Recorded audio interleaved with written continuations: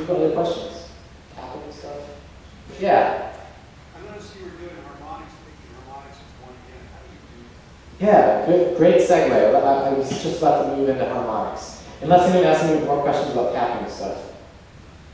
So, shout out if I'm missing it. Yeah. Real quick question. Where are you putting your thumb when you're doing those, the hammer on and hammer off? This thumb. Yeah. Really good question. I tend to hold the guitar for a lot of what I do, almost like, I don't know if it was kind of how Jimi Hendrix did it, so like bar chords.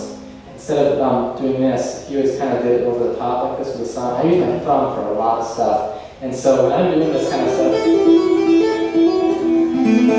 you'll see, in fact, a little kid made fun of me at a show once. It was quite embarrassing, but basically, the song Dueling Ninjas, when I play it, I kind of tell the story of how like my two hands are supposed to look like ninjas fighting, and you know, I got like the bass part is like a big ninja, the high melody is like the small tiny ninja, right? And so I'm kind of telling the story. This little boy walks up to me after a show and he's like, "Hey Trace, you know there's actually a third character in the Dueling Ninja story." I was like, "Is that so, huh? Okay, enlighten me." And he goes, "It's the little monkey referee." And I said, "Okay, that's cute." And I kind of started walking away, and he's like, "No, I'm serious." I'm like, "Well, please explain." And he said, "Next time you play the song, watch your thumb." And I said, "Watch my thumb? What do you mean?" He goes, "Because when you play, your thumb dances up here, out of control, on the neck of the guitar. It looks like a little monkey dancing around, so obviously it's the referee." And sure enough, like my thumb just goes nuts up here. And I try to hide it and it pops back up again, and I can't really do much about it. So it's honestly probably a better technique if you can do it with your thumb kind of down here and kind of arch a little bit more. Maybe the kind of the strength I get out of the hammer-ons, it's a little more comfortable if I'm kind of up like this and I kind of rest this part of my thumb on the back here.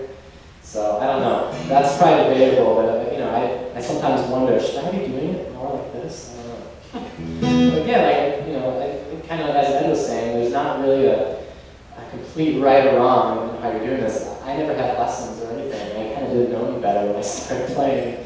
And who knows, maybe if I would have had a lot of lessons or something, I maybe would be only doing very strict classical guitar or something, or some other genre, and I maybe would have missed out on this stuff. I don't know, but good question.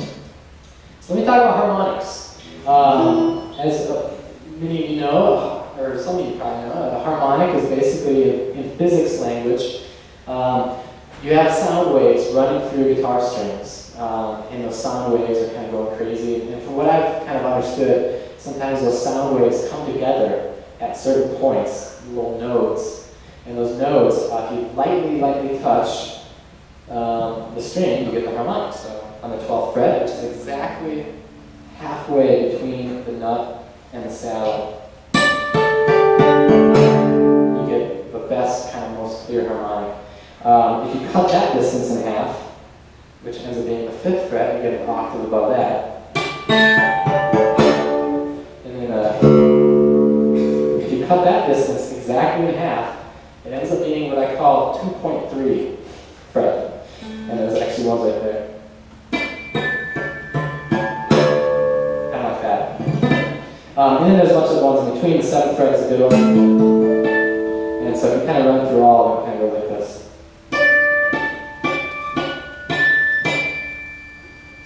And then there's some higher ones that are really hard to hit. So it's basically, you can apply that exact same principle of lightly touch and pluck to one hand.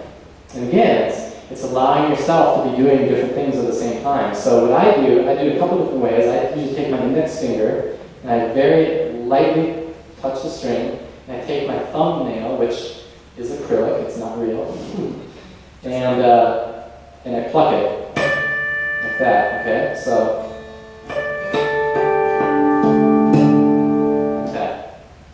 Do it kind of anywhere you want.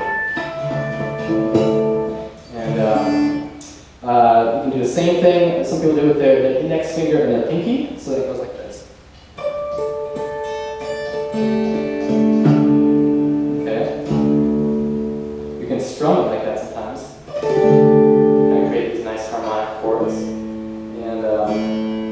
slap it. So the way I do it, I kind of stack 2 fingers on top of each other like this, and take my index finger, just kind of slap it like that. So.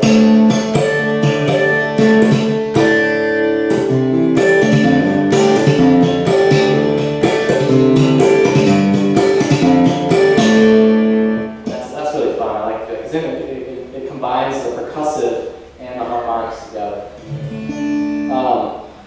Now, a really fun thing you do is add shapes down here and just adjust the harmonics accordingly. So if the main harmonic here is 12 frets up, if I put my finger here, then the harmonic's going to be 2 frets up here. If I put my finger on the 3rd fret, it's going to be there. So let me try some.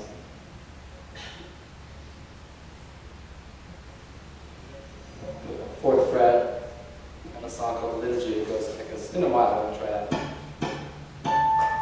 Okay.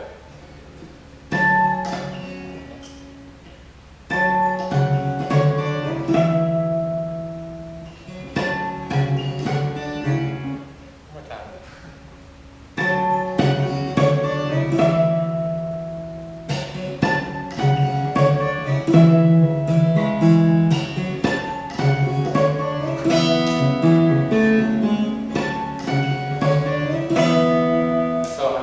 I'm mimicking what I'm doing here, 12 frets up. And that's a lot of fun, because then you can kind of play chord shapes and stuff like that. So if you're playing...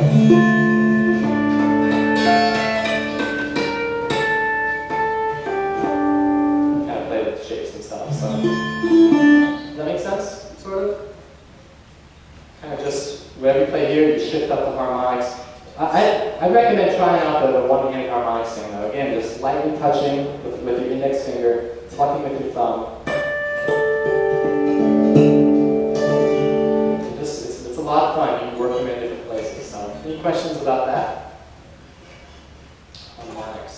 Anything?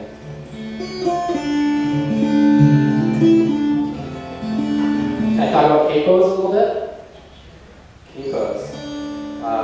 Again, so fun. I think capos are great. What's your name again? Andy. Andy? Yeah. So basic capo covers all the strings. You stick it on the guitar. If you're playing this key, put it on here. A little higher. The farther you put it up, the higher pitch the song gets. And then it only covers 6 strings. And what I kind of first started doing is, I wanted to play a song